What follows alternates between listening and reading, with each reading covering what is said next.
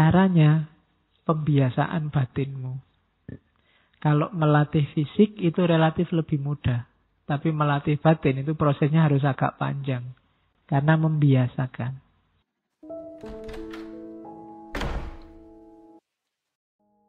Assalamualaikum warahmatullahi wabarakatuh. Jadi orang-orang khusus itu, kalau muncul hasrat duniawi, dia merasa berdosa dan puasanya batal. Itu orang khawas. Bahkan kalimatnya Ghazali, barang siapa tergerak pikirannya dengan memikirkan bahan buka puasanya pada siang hari, niscaya dituliskan satu kesalahan padanya. Karena yang demikian itu termasuk kurang percaya dengan karunia Allah dan kurang yakin dengan rizki yang dijanjikan. Jadi orang khawasul khawas itu mikir tok, kira-kira nanti maghrib aku buka apa ya? Itu dianggap batal sudah. Apalagi kamu, kira-kira saya buka apa ya Pak? Bisa buka enggak ya nanti ya? Nah itu dianggap batal. Kamu enggak percaya sama Allah. Dianggap meragukan. Emangnya Allah enggak bisa? Emangnya Allah enggak mampu ngasih kamu buka puasa? Nah, itu orang khususul khusus. Jadi hidupnya 100% hanya tentang Allah, oleh Allah, dan untuk Allah. Itu kelompok khawasul khawas. Jadi dia tidak mikir nanti buka puasa hari ini di masjid mana, besok di masjid mana. Jalan aja waktu buka puasa, kok pasnya di Kolombo ya di Kolombo. Kok pasnya di Suwada ya di Suwada. Ya memang sengaja jalan ke sana. Oke ya. Jadi pokoknya tidak usah mikir nanti buka makan apa, minum apa waktu puasa.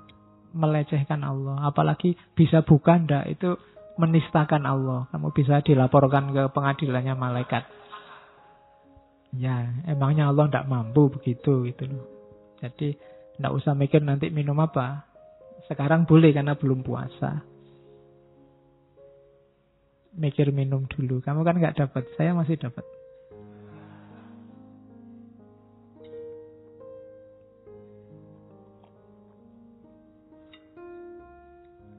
Terus, jalur yang harus kita tempuh, katanya Ghazali, untuk menuju puasa ranking tertinggi, khawasul khawas, ada 5. Yang pertama, yang harus diperhatikan khusus, mata. Jangan menatap segala yang jelek, tercela, dan dimakruhkan. Makruh saja ya, belum haram. Yang menghalangi orang ingat pada Allah. Makruh itu berarti sebenarnya boleh, cuma lebih baik jangan. Itu yang kita jaga pertama. Itu untuk menuju puasa khawasul khawas. Jagalah mata kita untuk tidak lihat yang jelek-jelek, yang tidak pantas, yang tidak ada gunanya. Bahkan yang makruh juga jangan. Makruh itu sebenarnya boleh kita lihat, tidak masalah. Cuma mbok sebaiknya jangan. Ya yang makruh itu mungkin segala yang bisa membuat kita lupa pada Allah. Misalnya, kamu main game. Kebetulan HP-mu ada game baru. Yang ini bikin kamu lupa. Terus, wah lumayan level 1, level 2 lumayan. Atau kamu lihat serial, wah mumpung puasa Pak. Kan enggak apa-apa tuh Pak, lihat TV. Mumpung saya punya serialnya Naruto lengkap ini Pak. Nah, itu kan boleh. Cuma mbok sebaiknya jangan wong kita sedang puasa. Kita jaga mata yang pertama. Nyari yang lebih manfaat.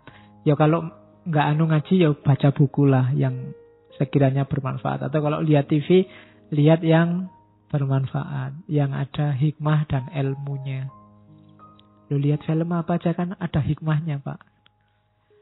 Ya kamu ngerti sendirilah. Mana yang boleh kamu lihat, mana yang jangan kamu lihat. Oke, terus yang kedua setelah mata, tolong perhatikan lidah. lidah hari ini tidak selalu omongan yang ada kata-katanya. Omongan dalam bentuk tulisan juga tergolong lidah. Hari ini banyak sekali orang yang tidak bisa menjaga lidahnya dari mencaci maki dan menyakiti orang lain. Coba kamu lihat komentar-komentar di berita-berita politik itu, hampir semuanya isinya menjelek-jelekkan. Nah, itu sama dengan tidak bisa menjaga lidah. Hati-hati. Dan juga menjaga telinga dari mendengar yang makruh. Makruh aja tidak boleh, apalagi yang haram. Ya mendengar yang tidak boleh itu kan misalnya mendengar desahan yang harusnya nggak kamu dengar. Contohnya ngono. Jadi ndaklah mendengar orang gosip, menjelek-jelekkan temannya, itu juga mbok jangan. Wong lagi puasa. Wong ndak puasa aja kamu dilarang, apalagi lagi puasa. Jadi jagalah telinga, jagalah lidah. Dan juga anggota badan yang lain dari segala dosa. Kemudian yang keempat, tidak membanyakkan makan belaga. Intinya gini, waktu puasa itu kan puasa itu kita disuruh tirakat, mengurangi makan, mengurangi minum. Tapi yang terjadi sering sebaliknya. Yang ada di pikiran kita kebanyakan makan dan minum.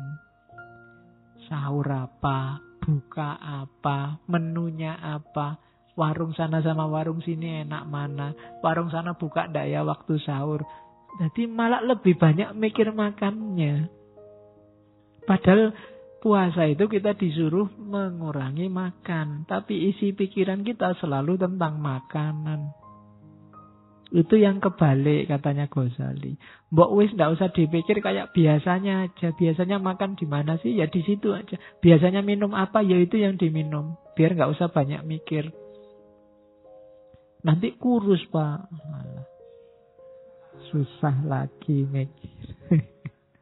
Loh ya ndak apa-apa toh kurus, wong selama ini banyak yang diet. Lah saya sudah kurus ya Pak. Kurus karena puasa itu mulia. Ya. Puasa itu jangan dilihat menghasilkan kurusnya, kelihatan cahayanya. Kalau kamu sukses. Kalau kamu sukses loh ya. Banyak orang puasa nggak dapat cahayanya. Bisa dirasakan.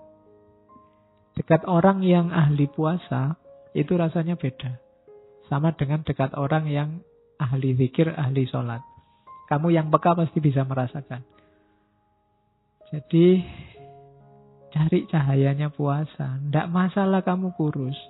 Dan harusnya tidak mungkin kamu sakit apalagi mati gara-gara puasa. Kecuali ada kejadian luar biasa. Tetangga saya puasa mati Pak. Kenapa? Ketabrak mobil. Iya. Ora ono hubungannya sama puasa itu namanya. Puasanya nggak mungkin bikin kamu sakit, bikin kamu puas atau bikin kamu mati. Terus cirinya orang khawasul khawas untuk menuju ke sana, ciri paling puncak adalah hatinya. Orangnya selalu hati-hati, khawatir terus. Khawatir apa? Takut puasanya nggak diterima. Mau mikir yang dunia aja sudah, jangan nanti puasaku nggak diterima, Allah nggak berkenan. Mau yang jelek-jelek nggak usah tadi. Itu ciri orang menuju khawasul khawas. Hati-hati, khawatir, puasanya rusak. Bukan cuma sah. Kalau sah itu gampang. Mulut dan kemaluan tadi terjaga sah. Cuma rusak pahalanya, hilang manfaatnya. Kehilangan manfaat puasa. Nah, ini orang-orang khawasul khawas. Dia mati-matian berusaha tidak kehilangan ini. Itu khawasul khawas. Tidak sekedar puasanya sah, tapi puasanya berkualitas. Oke, terus sekarang kita lihat rahasianya puasa katanya Ghazali. Gini loh, manusia itu kan derajatnya di atas hewan. Kenapa? Karena dia punya akal.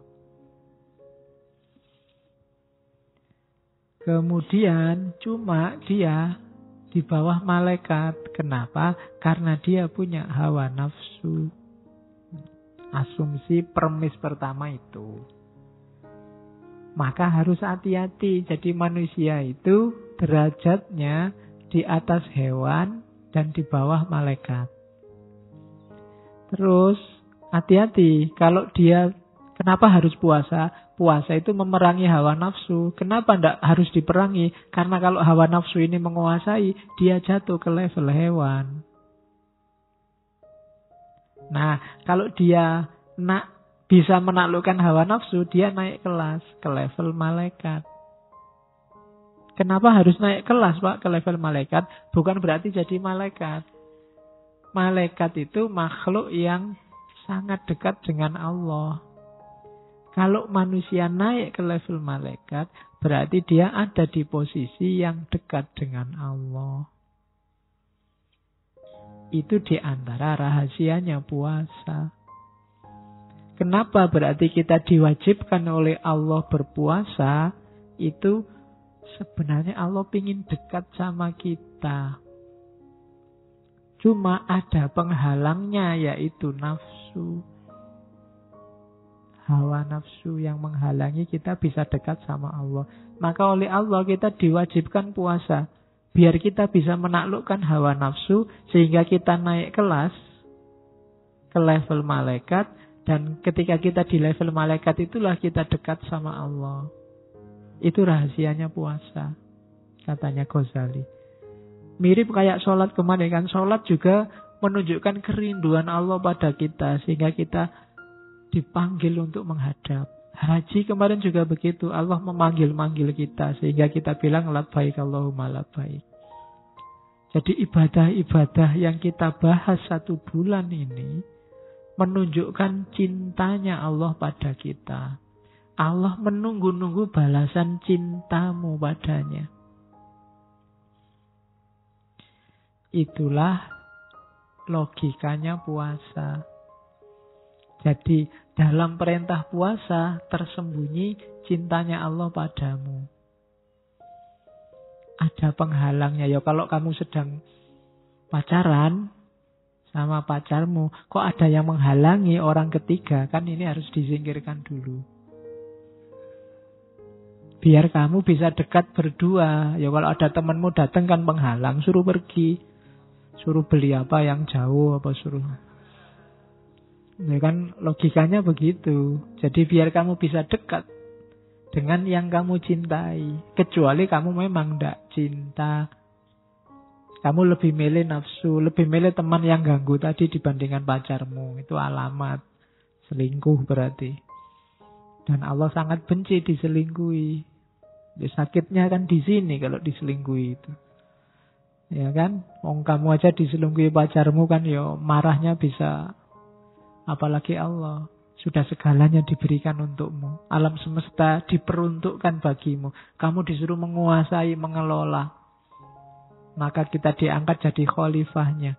Betapa cintanya Allah pada kita. Dicarikan jalan biar kita sering ketemu dengannya. Kita dikasih sholat, dikasih zakat, disuruh haji. Termasuk hari ini disuruh puasa. Itu menunjukkan Allah sangat cinta pada kita. Cuma kita sering cuek. Kehilangan esensi dari ibadah. Itu yang dikritikkan oleh Ghazali pada kita. Puasa kita lebih banyak puasa awam. Sehingga hakikat puasa yang menaklukkan hawa nafsu ini tidak ketemu. Karena tidak ketemu, akhirnya kita tidak jadi dekat sama Allah. Allah sudah nunggu-nunggu, kita nggak jadi nyampe. Betapa kecewanya. Nah itu logikanya begitu. Puasa itu. Jadi ketika kita sedang puasa, ingat-ingatlah bahwa kita sedang dicintai Allah, kita sedang ditunggu oleh Allah untuk mendekat padanya. Maka perbanyak ibadah, perbanyak ngaji. asiklah, mesralah sama Allah. Sudah nggak ada yang ganggu, ngaji juga libur kok. Tenang aja, nikmati 1 bulanmu sama Allah. Oke, dalam puasa kan kompleks. Kamu bisa sholat, bisa ngaji, bisa macam-macam. Semuanya termasuk zakat kan ada juga dalam bulan puasa. Dilakukan sebaik-baiknya, nikmati bulan madu sama Allah selama 1 bulan. Syukur-syukur efeknya bisa terasa terus untuk setahun kemudian. Sampai Ramadan selanjutnya.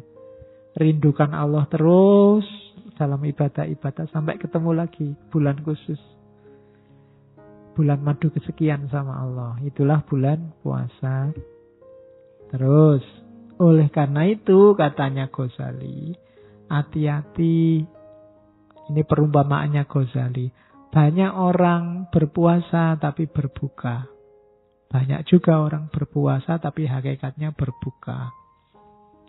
Puasa tapi buka puasa itu orang yang puasa hanya jasmaninya saja. Tidak terhalangi dari maksiat. Tidak terhalangi dari dosa-dosa batin dan anggota tubuh. Itu namanya orang yang puasa tapi sebenarnya buka puasa. Ada yang sebaliknya. Orang yang buka puasa tapi sebenarnya dia puasa. Disuruh puasa tidak mau, tapi dia sudah menjaga batinnya. Dia sudah tidak melakukan maksiat. Hidupnya sudah tertib. Tapi dia tidak mau puasa. Itu orang yang buka puasa tapi hakikatnya puasa. Dua-duanya salah. Ibaratnya katanya Ghazali, itu saya nulisnya belum lengkap. Orang yang puasa tapi tidak menjalankan ibadah batinnya, tidak terhalangi dari nafsu dan maksiat, itu kayak orang wudu.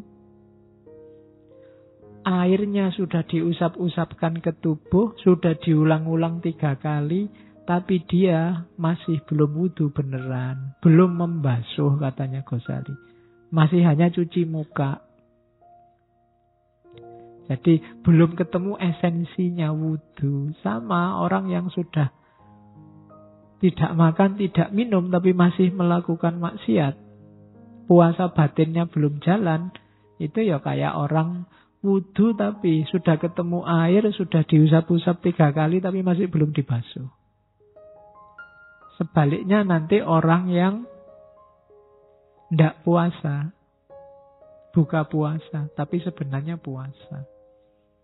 Orang yang sudah ngerti syarat rukunnya wudu juga sudah dibasuh 3 kali, tapi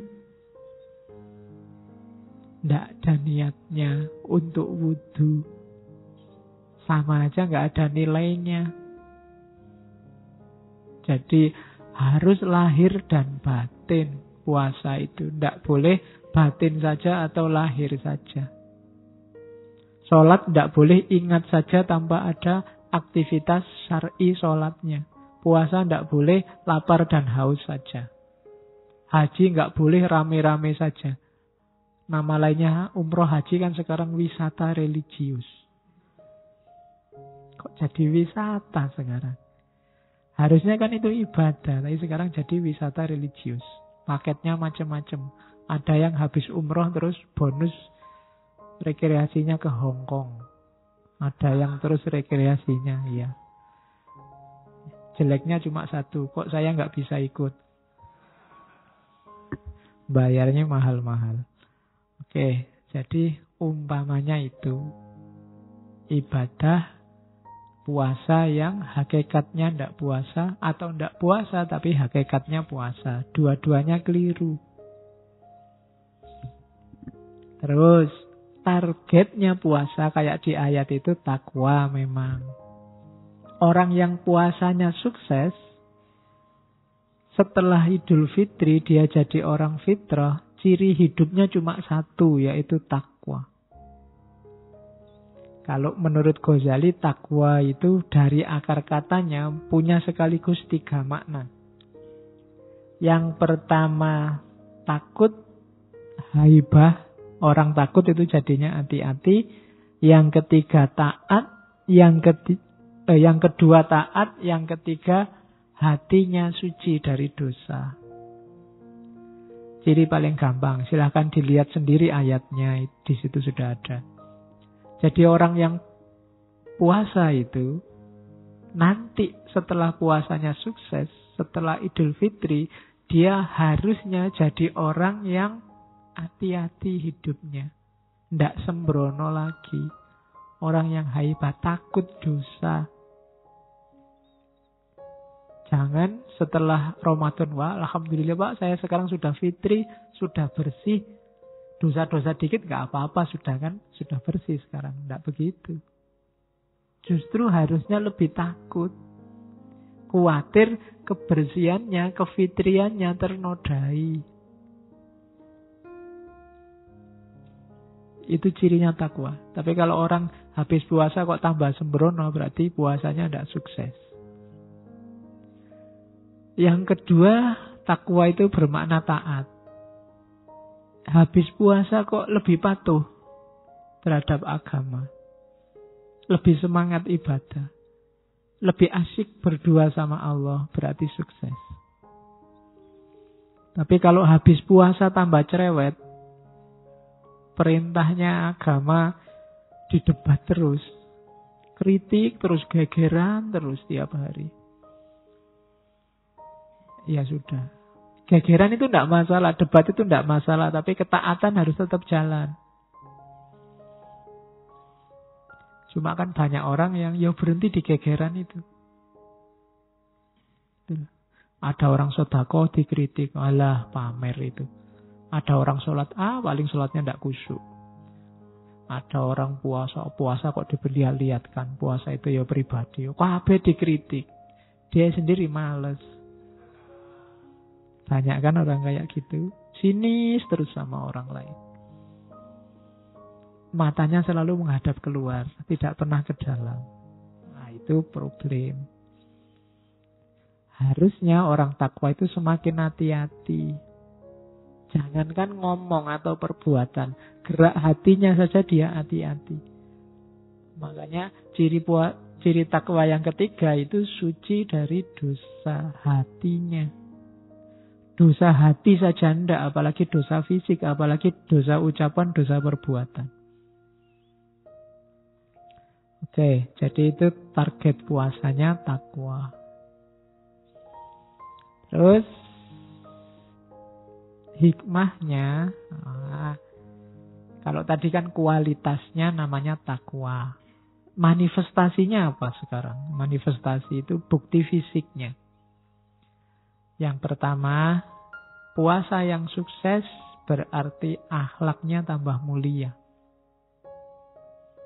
Semakin berakhlak. Nanti dilihat ya, kalau habis puasa kok tambah sopan, tambah enak diajak ngobrol, semakin menyenangkan. Nah itu berarti dia akhlaknya semakin baik. Tapi kok habis puasa tambah ngamukan, tambah bikin sebel, deket aja kita males, ada yang tidak beres. Akhlak mulia, cirinya. Semakin sukses puasa, semakin mulia akhlaknya. Kemudian semakin pemurah dan penyayang. Kita sejak kecil sudah puasa, kalau puasa kita sukses, maka Islam akan benar-benar rahmatan lil alamin. Pemurah dan penyayang. Kenapa?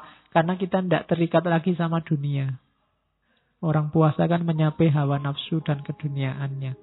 Kalau puasa kita sukses, kita akan pemurah dan penyayang. Kalau hari ini, ciri ini belum muncul di dunia Islam, Islam yang pemurah dan penyayang, berarti harus banyak dievaluasi puasa kita.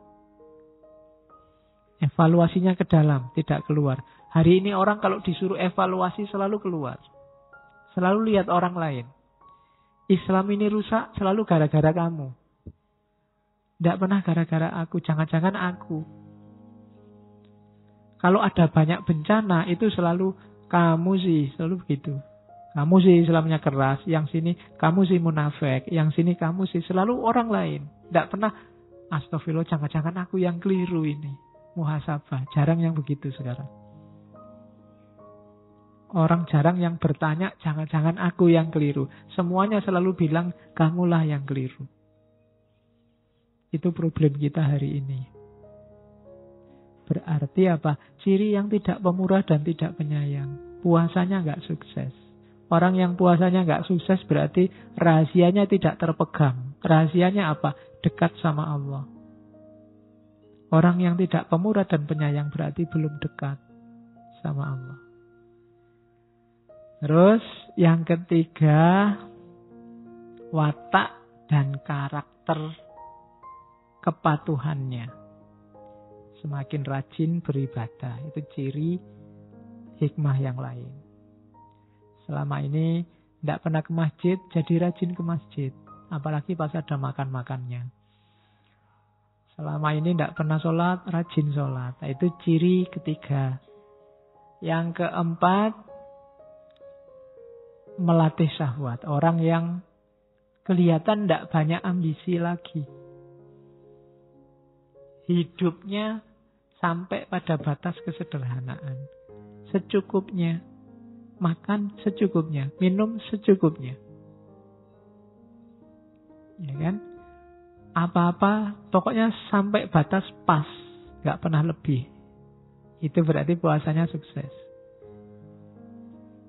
Pingin punya mobil pas. Pingin punya rumah tingkat pas punya. Pingin punya istri cantik pas. Nah, ya, maksudnya nggak neko-neko. Sesuai kadarnya.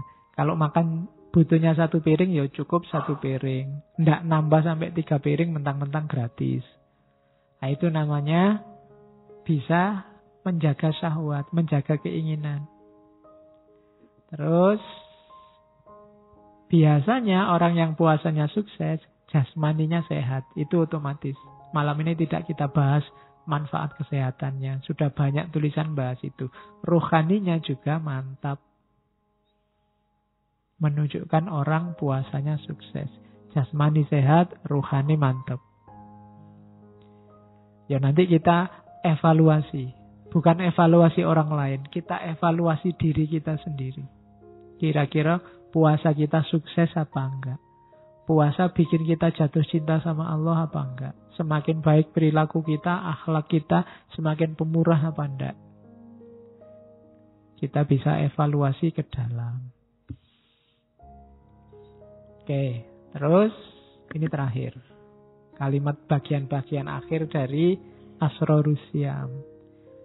Fa'idzan qad dhahara anna likulli ibadatin zohiron wa batinan wa kisron wa lubban walikisriha darajatun walikulli darajatin tobakotun fa ilaikal khiyaroh al-an fi antakna'a bil kisri anil lubabi au tatahayyaza ila ghimari arbabil albab. Katanya Ghazali, faidan qadzoharo. Jadi teranglah sekarang annalikulli ibadatin zohiron wa batinan. Bahwa bagi setiap ibadah ada aspek lahir dan aspek batin. Walubban wakisron waluban, dan juga ada kulit, ada isi. Walikisriha darajatun, dan kulitnya ada beberapa tingkatan. Walikulli darajatin tobakotun, dan di setiap tingkatan ada level-levelnya. Fa'ilaikal khiyaroh al-an, maka silahkan engkau pilih sekarang fi antakna'a bil kisri anil lubabi, apakah cukup dengan kulit saja tanpa isi, atau engkau ceburkan dirimu dalam tingkatan-tingkatan isi. Jadi katanya Ghazali, ibadah itu ada lahirnya, ada batinnya, ada kulitnya, ada isinya. Dua-duanya penting. Cuma sekarang pilihlah, kamu milih kulit saja tanpa isi atau isi. Dan tingkatan-tingkatannya. Kalau milih isi otomatis lewat kulit. Kalau kamu milih kulit, nggak akan dapat isi. Itu logikanya. Kalau kamu pengen makan kacang, isinya kacang, kamu harus lewat kulitnya kacang. Kecuali kacang yang sudah dikuliti terus diplastiki. Itu urusan lain. Tapi kamu harus milih. Kamu kulitnya saja apa isinya. Kalau kamu nyari isinya, dua-duanya akan dapat. Karena harus lewat kulit terus baru ketemu isi. Tapi kalau kamu lewat kulitnya saja, isinya tidak akan terperoleh. Sejak kemarin kita ngaji mulai Syekh Abdul Qadir Jailani sampai minggu lalu Ali Syariati, kita banyak ngomong isi. Karena kulitnya kalian sudah paham. Sejak kecil sudah diajari fikih. Nah ini kesimpulannya Ghazali, ibadah memang ada lahirnya, ada batinnya. Kalau bisa jangan cuma milih kulitnya. Karena kalau kamu milih kulitnya, kamu tidak akan ketemu isinya. Kejarlah isinya. Lah kulitnya Pak, kamu tidak akan bisa ketemu isi kalau nggak lewat kulit. Jangan ujuk-ujuk hakikatnya. Ya lewat syariat dulu. Karena syariat itu jalan menuju hakikat. Yang nanti menghasilkan makrifat. Jalannya namanya torekot. Dari sini. Karena ini kitab Ihya, kitab tasawuf. Jadi maunya Ghazali, ya mbok kita cari intinya, kita cari isinya. Jangan berhenti di kulit. Yang sering orang salah paham dianggapnya tasawuf itu tidak bahas kulit, hanya bahas isi. Loh, logikanya kalau orang menuju isi harus lewat kulit. Tidak mungkin orang ketemu isi dengan membuang kulit. Tapi orang yang berhenti di kulit tidak akan ketemu isi. Nah, ini logika sebenarnya. Itulah yang ada di dunia tasawuf, termasuk puasa. Oke, itu beberapa quote bagus kalau ada yang mau pakai bahan ceramah. Ada yang dari Thorik Ramadan. Kamu bisa satu quote itu aja bisa kamu pakai sekali kultum. The philosophy of fasting call upon us to know ourselves. Filosofinya puasa itu adalah menyuruh kita untuk mengenali diri. Tidak cuma mengenali, to master ourselves, untuk menguasai diri kita. And to discipline ourselves the better. Dan juga untuk mendisiplinkan diri kita lebih baik. Jadi katanya Thorik Ramadan, puasa itu. Tadi kan puasa itu menaklukkan hawa nafsu kita, diri kita sendiri. Untuk bisa ditaklukkan kan, jalan pertama apa? Ya harus dipahami, dikenali. Pahami dirimu, kenali dirimu. Kalau sudah kamu kenali, bisa kamu kuasai. Kalau sudah kamu kuasai, bisa kamu disiplinkan. Kalau sudah disiplin, akhirnya apa? To free ourselves. Kita bisa bebas. Bebas dari ikatan yang tidak perlu. Satu-satunya yang boleh mengikat kita, menjadi gantungan kita hanya Allah. To fast is to identify our dependencies and free ourselves for them. Jadi puasa itu mengidentifikasi, mengenali apa yang membuat kita tergantung, terus kita bebaskan diri dari itu. Itu kalimatnya Thorik Ramadan. Intinya sama dengan Ghazali tadi. Jadi bisa kalian pakai ini. Mungkin yang menganggap ala Ghazali terlalu sering dipakai, Pak, yo pakai ini Thorik Ramadan. Isinya sama. Biar kamu nggak agak bosen tiap ceramah selalu ya ayyuhalladzina amanu kutiba alaikumusiyam. Ya. Tiap Ramadan itu iya sudah hafal itu. Kita masuk lebih dalam. Kalau ini Rumi. Katanya Rumi, fasting is the first principle of medicine. Puasa itu prinsip pertama pengobatan. Fast and see the strength of the spirit reveal itself. Puasalah dan lihatlah kekuatan jiwa akan muncul sendiri. Tidak usah pakai teori macam-macam. Puasalah saja dan lihat hasilnya. Cuma puasa yang benar. Dia akan jadi obat lahir sekaligus obat batin. Di antara filosof muslim klasik yang terkenal menyarankan puasa sebagai metode pengobatan antara lain Ibnu Sina yang nulis kitab kedokteran pertama dalam sejarah manusia. Terus kalau ini Gandhi yang saya bilang tadi, I believe that there is no prayer without fasting and there is no real fast without prayer. Puasa dan sholat, puasa dan doa itu tidak bisa saling ditinggal. Dua-duanya saling berkait. Makanya di banyak ayat itu puasa dan sholat itu satu paket. Jadi tidak mungkin orang puasa tapi tidak sholat atau sholat tapi tidak puasa. Dua-duanya satu paket. Nanti pembahasannya panjang. Kalau ini filosof Yunani. Jadi jangan salah, biar kamu nggak bosen, bete, dalilnya filosof, puasa. Athenaeus ini filosof Yunani. Athenaeus kelihatan dia aslinya Athena. Nanti dia nulis buku yang jadi ini mungkin pengarang buku resep pertama dalam sejarah manusia. Resep makanan. Cuma dia nulis buku kalau diterjemahkan bahasa Indonesia judulnya Perjamuan. Cuma jangan dikira resepnya kayak hari ini, isinya tip and trick, tapi filosofinya juga banyak. Fasting cure disease. Puasa itu menyembuhkan penyakit. Dries up bodily humors.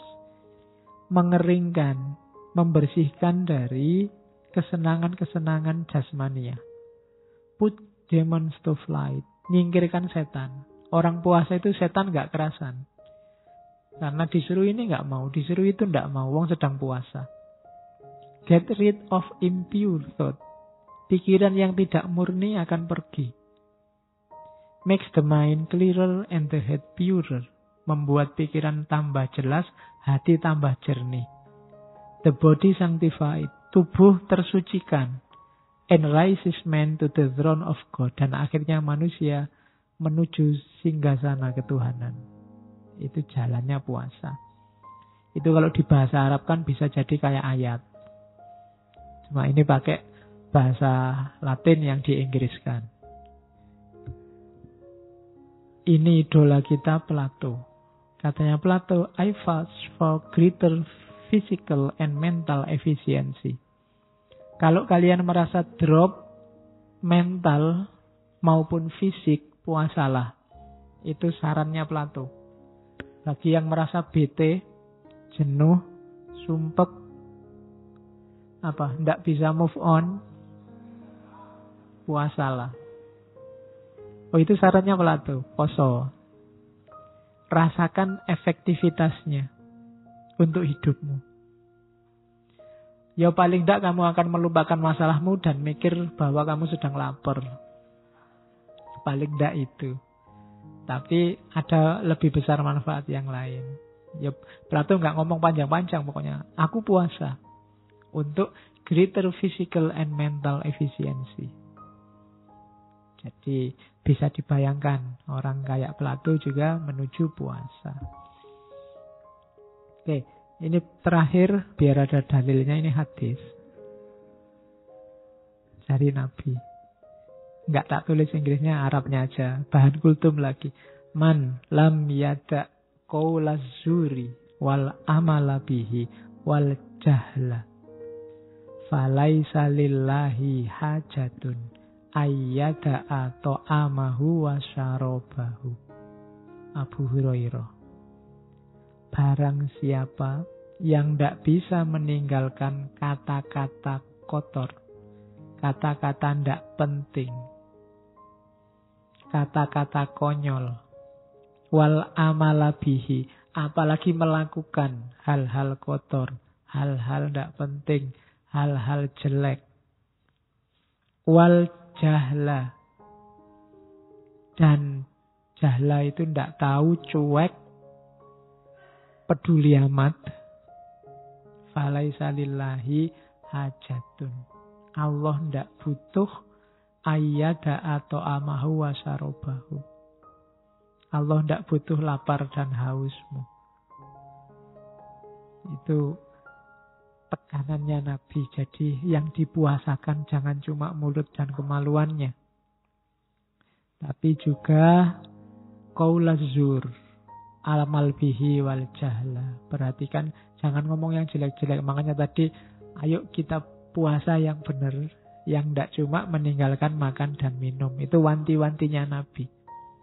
Allah tidak butuh lapar dan haus kita, tapi butuh keseriusan kita berpuasa, mempuasakan nafsu kita. Nyawanya di situ. Oke, ini